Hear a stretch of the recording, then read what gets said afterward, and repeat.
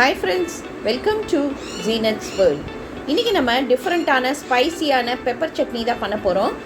இதுக்கு ஃபர்ஸ்ட் நம்ம panல 1 ஸ்பூன் எண்ணெய் விட்டுக்கோங்க. எண்ணெய் நல்லா காஞ்ச உடனே 2 ஸ்பூன் பெப்பர் போட்டுக்கலாம். அது கூடவே 1/2 ஸ்பூன் வெந்தயம் போட்டுக்கலாம்.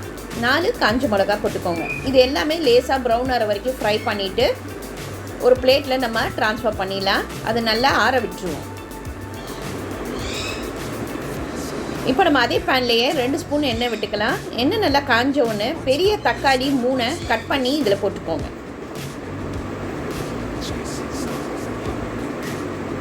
தேவையான அளவு உப்பையும் போட்டுக்கலாம்.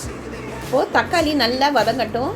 இப்போ தக்காளி நல்லா வதங்கிட்டு இருக்கையிலேயே நம்ம 2 ஸ்பூன் துருவின தேங்காவையும் இதில் போட்டுக்கோங்க. நிறைய போடணும்னு அவசியம் இல்லை, கொஞ்சமாக போட்டாவே போதும். இப்போ இது எல்லாம் சேர்ந்து நல்லா வதங்கட்டும். இப்போ நல்லா வதங்கிடுச்சு பாருங்கள். இப்போ நம்ம அடுப்பு ஆஃப் பண்ணிட்டு இதை ஆற விட்டுடலாம். இப்போ நான் இங்கே மிக்ஸி ஜாரில் நம்ம ஃபஸ்ட்டு வறுத்து வச்சோம் பாருங்கள், அந்த மிளகு பெப்பர் வெந்தயம் அதை 3ஐயும் மிக்ஸி ஜாரில் போட்டுடலாம். இப்போ நம்ம இந்த தக்காளி தேங்காய்லாம் வதக்கணும் பாருங்கள், அதையும் சேர்த்து இதில் போட்டுருங்க.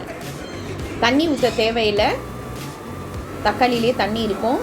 இப்போ இதை நல்லா கொரகொரப்பாக அரைச்சி எடுத்துடலாம். இப்போ அரைச்சாச்சு. இதை ஒரு பவுலில் நம்ம ட்ரான்ஸ்ஃபர் பண்ணிக்கலாம். இப்போ நம்ம தாளிப்பு கொடுத்துடலாம்.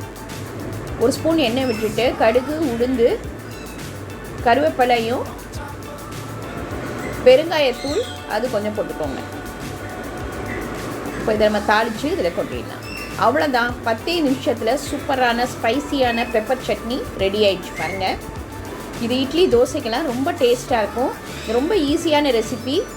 இன்றைக்கி இதை ட்ரை பண்ணி பாருங்கள். லைக் பண்ணுங்கள், ஷேர் பண்ணுங்கள், ப்ளீஸ் சப்ஸ்கிரைப் பண்ணுங்கள், உங்கள் கமெண்ட் எனக்கு அனுப்புங்க. தேங்க்யூ.